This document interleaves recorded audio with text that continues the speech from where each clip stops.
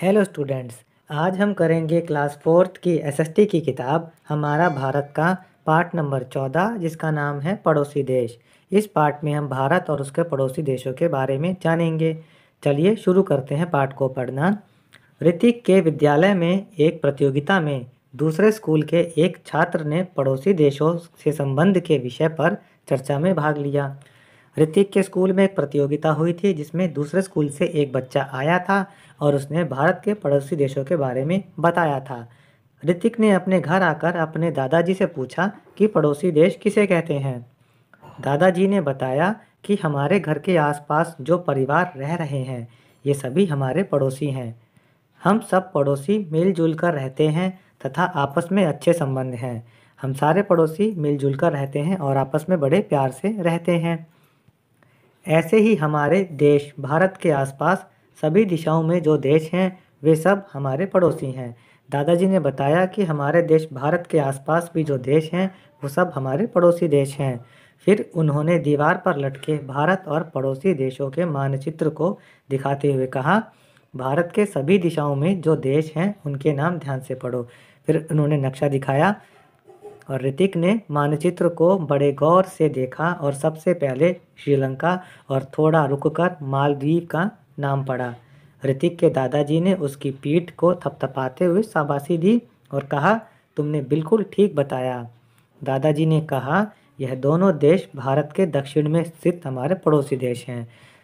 ऋतिक ने जब नक्शे को देखा तो भारत के नक्शे के इधर ये देखिए, ये श्रीलंका देश था और इधर ये मालदीव देश उसने देख लिया। ये दोनों ही देश भारत की दक्षिण दिशा में स्थित हैं। यह दोनों नीले रंग के दिखाए हुए एक महासागर से घिरे हैं। इस महासागर का नाम हिंद महासागर है।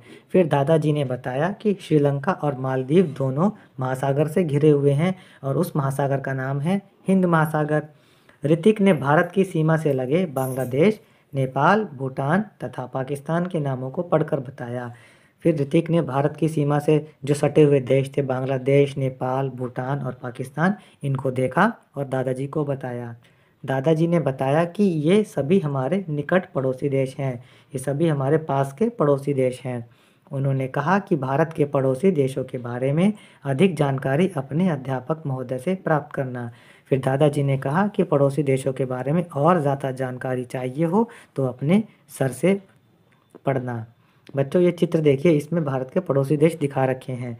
ये देखिए भारत का पड़ोसी देश अफगानिस्तान है, पाकिस्तान, चीन, नेपाल, भूटान, म्यांमार, बांग्लादेश और ये देखिए नीचे है हिंद महासागर में श्रीलंका। ये यहाँ पर थोड़ा इधर आके देखेंगे तो यहाँ है मालदीव। ये दोनों ही हिंद महासागर में हैं। अगले दिन अध्यापक महोदय ऋतिक की कक्षा में एक ग्लोब तथा एक मानचित्र लेकर आए। फिर अगले दिन टीचर जो थे वो ऋतिक की क्लास में एक ग्लोब ले आए और एक नक्शा लेकर के आ गए। मानचित्र पर भारत और पड़ोसी देश लिखा था। पानी वाले भाग को हल्के नीले रंग तथा पड़ोसी देशों को अलग अलग रंगों से दिखाया हुआ था। बच्चों देखिए उस मानचित्र में पानी वाले भाग जैसे समुद्र थे उनको नीले रंग में दिखा रखा था और पड़ोसी देशों को अलग अलग रंगों में दिखाया हुआ था। मानचित्र में हम पानी को हमेशा नीले रंग से ही दिखाते हैं। सबसे पहले उन्होंने मानचित्र की मदद से दिशाओं को बताया। उन्होंने मानचित्र को दिखाते हुए उसमें दिशाओं को बताया। मानचित्र के सबसे ऊपर दिशा होती है वो होती है उत्तर दिशा, नीचे दिशा होती है दक्षिण दिशा, ये दिशा पूर्व दिशा हो गई और इधर पश्चिम दिशा होती है। इसके बाद ग्लोब एवं मानचित्र द्वारा भारत का अलग अलग रंगों से दिखाए गए पड़ोसी देशों के नाम व उनकी स्थिति की जानकारी दी। फिर उन्होंने ग्लोब और मानचित्र पर भारत के पड़ोसी देशों को दिखाया।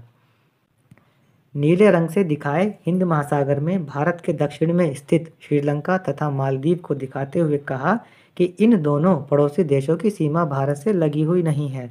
फिर सर ने बताया कि हिंद महासागर में दो पड़ोसी देश हैं, श्रीलंका और मालदीव। ये समुद्र के अंदर हैं लेकिन इनकी जो बाउंड्री या सीमा है वो हमारे देश से लगी हुई नहीं है।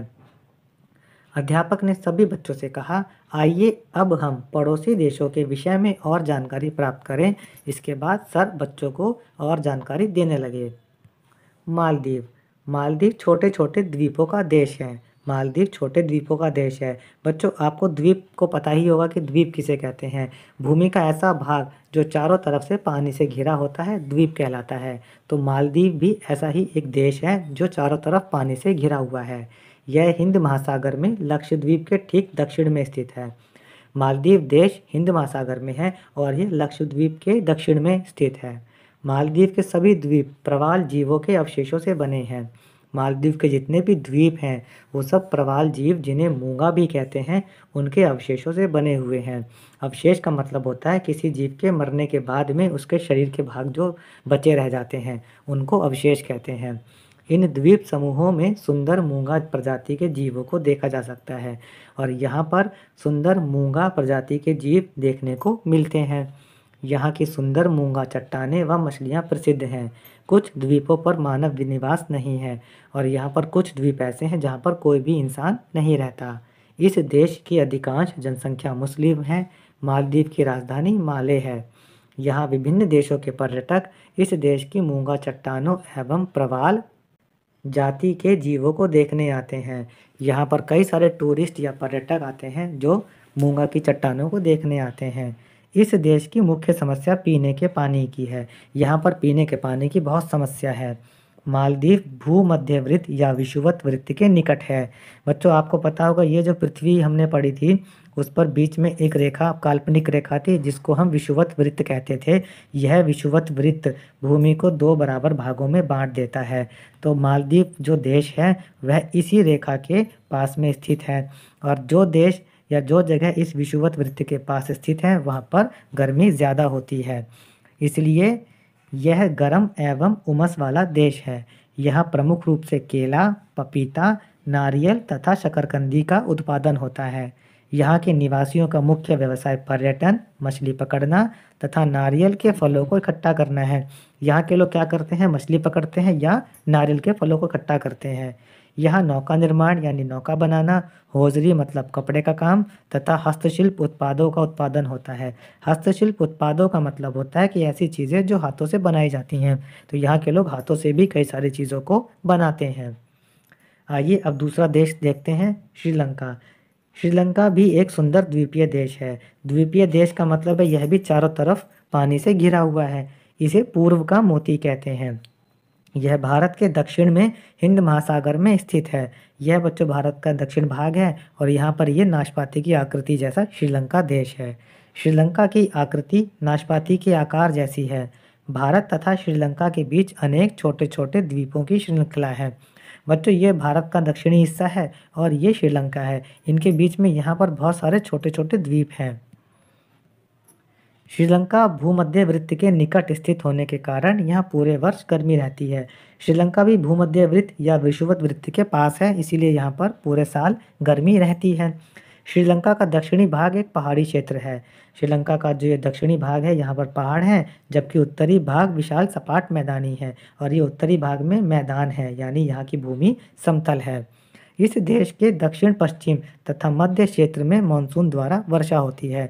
अब इस देश का जो दक्षिण पश्चिम हिस्सा है और मध्य यानी बीच का हिस्सा है, यहाँ पर मानसून द्वारा वर्षा होती है। मानसून तो हम जान ही गए हैं क्या होता है। बच्चों, यहाँ फिर आपको याद दिला देते हैं। मानसून उन हवाओं को कहते हैं जो समुद्र से ज़मीन की तरफ आती हैं और अपने साथ में बारिश लेकर आती हैं, जबकि उत्तरी तथा पूर्वी भागों में शीत ऋतु में वर्षा होती है। और श्रीलंका का जो उत्तरी भाग है और पूर्वी भाग है, यहाँ पर सर्दियों में बारिश होती है। मध्य उच्च भूमियों में गर्म मसालों की खेती होती है। श्रीलंका का जो बीच का हिस्सा है वह थोड़ा ऊंचाई पर स्थित है, वहाँ पर गर्म मसालों की खेती होती है। इन मसालों का व्यापार सदियों से यूरोप के साथ होता रहा है। यहाँ के मसाले यूरोप में बेचे जाते हैं।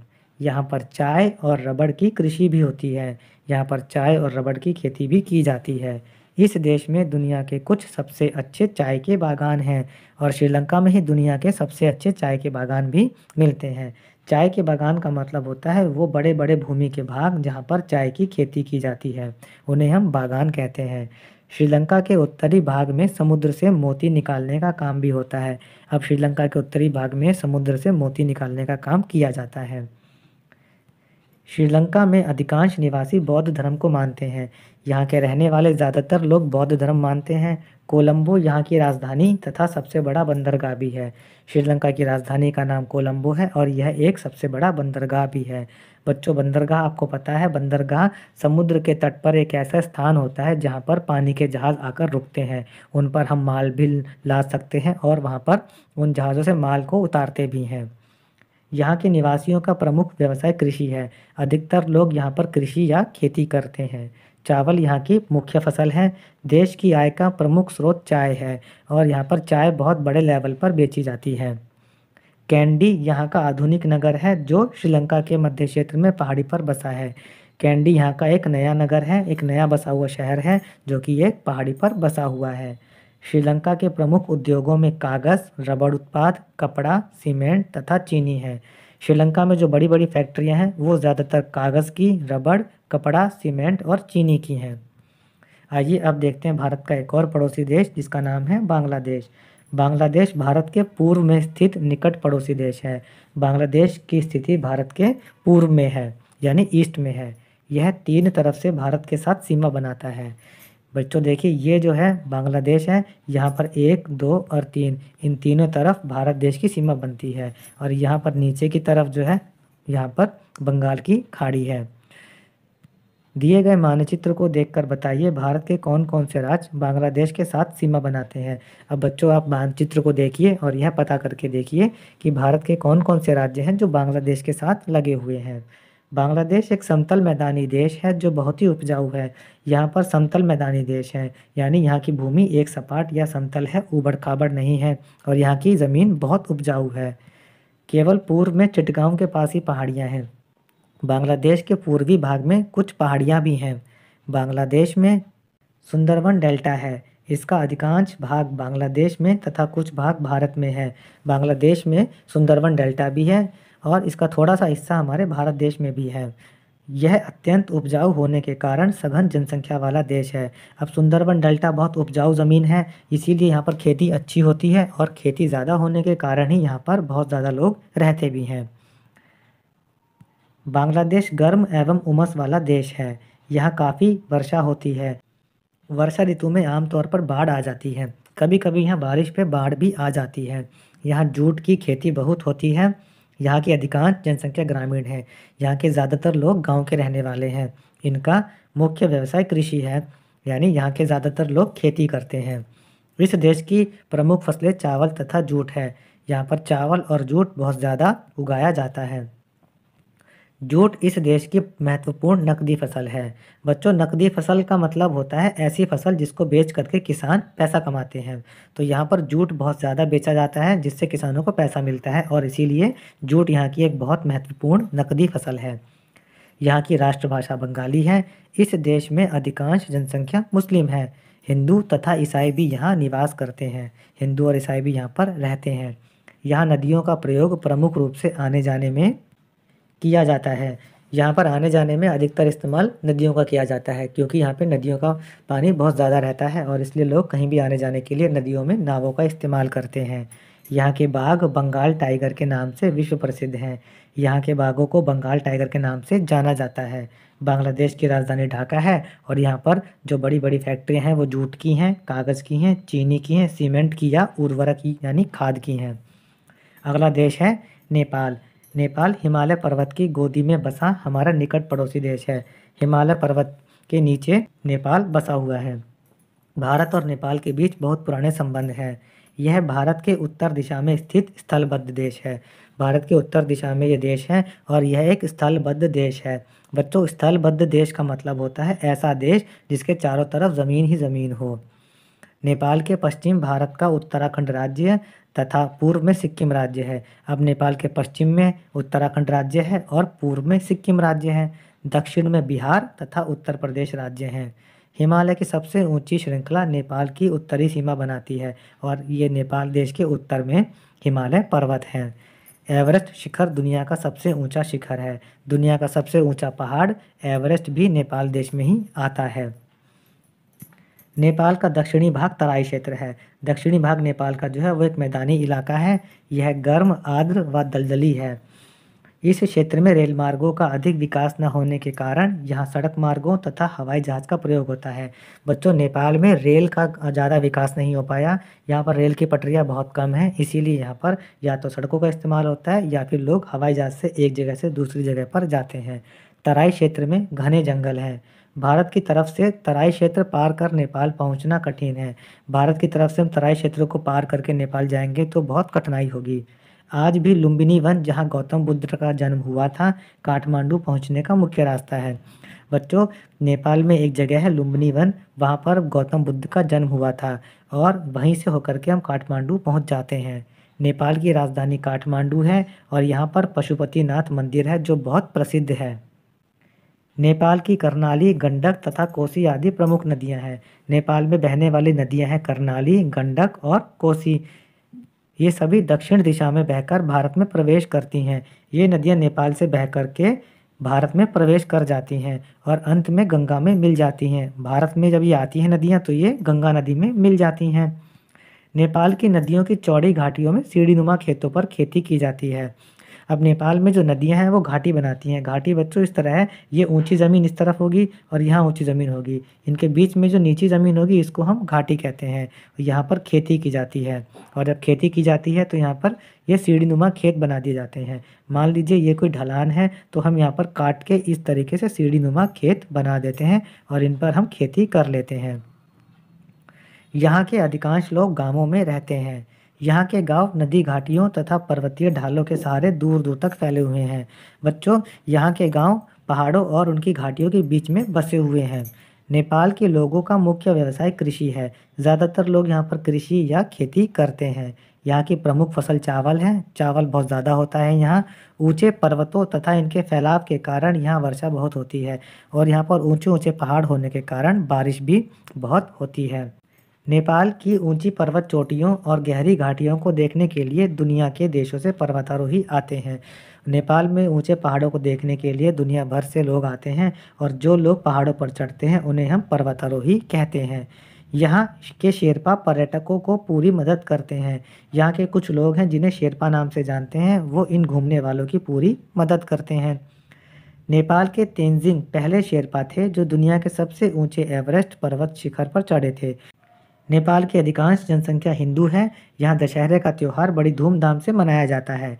यहाँ के लोग बड़े मेहनती होते हैं। यहाँ पर प्रमुख रूप से गोरखा, शेरपा तथा भोटिया लोग रहते हैं। यहाँ के रहने वाले लोगों में सबसे ज़्यादा हैं गोरखा, शेरपा और भोटिया। गोरखा दुनिया के बहादुर तथा सर्वश्रेष्ठ सैनिक हैं। शेरपा दुनिया के सबसे अच्छे पर्वतारोही हैं। शेरपा लोग जो हैं वो पहाड़ चढ़ने में बहुत कुशल होते हैं। नेपाल में उद्योगों का अधिक विकास नहीं हो पाया है। यहाँ पर ज़्यादा फैक्ट्रियाँ नहीं हैं, लेकिन फिर भी यहाँ पर लकड़ी और कागज़ के फैक्ट्रियाँ आपको मिल जाएंगी। यहाँ दस्तकारी का विकास हुआ है। बच्चों, बाकी के पड़ोसी देशों के बारे में हम अपने अगले वीडियो में पढ़ेंगे। वीडियो पसंद आया हो तो इसे लाइक और शेयर करें और हमारे चैनल पढ़ो इंडिया को सब्सक्राइब ज़रूर करें। धन्यवाद।